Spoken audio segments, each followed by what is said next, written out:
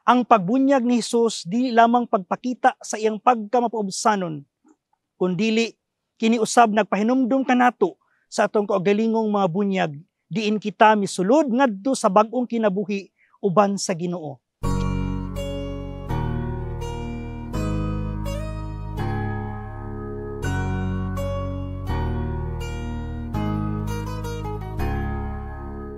Maayong adlaw kaninyo mga igsuon ko diha ni Kristo.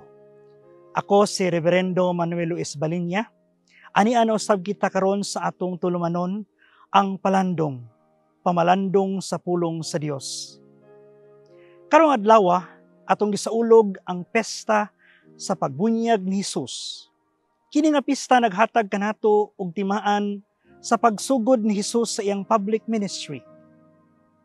The Gospel of Mark describes how John proclaimed the coming of Jesus.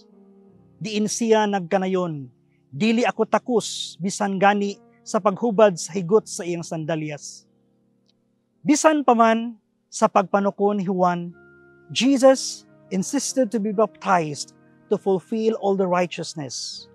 Ug sa dihang paghawas ni Hesus gikan sa tubig, nikunsad kaniya ang Espiritu Santo sa magdagway sa usa ka salampati, ug may tingog nga nagkanayon, ikaw ang pinangga kong anak, nahimuot ako pag-ayo kanimo. Ang tingog sa Dios milanog ug nagmantala kang Hesus, ingon nga iyang hinigugmang anak. Mga igsuon ko, ang pagbunyag sa Ginoo nagdani ug nag-aghat kanato sa pagpamalandong sa lawom nga pagsabot. Mga igsuon, isip mga binunyagan, mangutana kita, nahimuot bakha kanato ang Ginoo? Matawag bakha kita niya nga iyang mga pinangga? Ang pagbunyag ni Hesus di lamang pagpakita sa iyang pagkamapaubsanon, kundili kiniusab nagpahinumdum kanato sa atong kaugalingong mga bunyag, diin kita misulod ngadto sa bag-ong kinabuhi uban sa Ginoo. Kini naghagit usab kanato labi na ning bag-ong tuig diha sa atong pagkabinunyagan ug pagkasumusunod ni Kristo. Kita nataw ba pag-usab diha sa espirituhanong pagkatao na diin pinaagi sa maong sakramento kita gisagop isip hinigugmang mga anak sa Dios.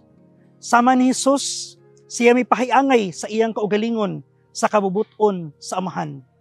Mao nga kita karon gitawag diha sa matag adlaw natong pagkinabuhi sa pagpahiuyon sa atong mga pulong ug buhat uban kang Kristo.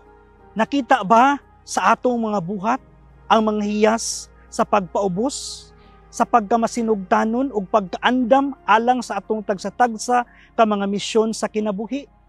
Manghinaot kita nga unta kini mong piyesta sa pagbunyag sa Ginoo mahimong tinugdan sa inspirasyon ug giya kanato alang sa atong espirituhanong panaw.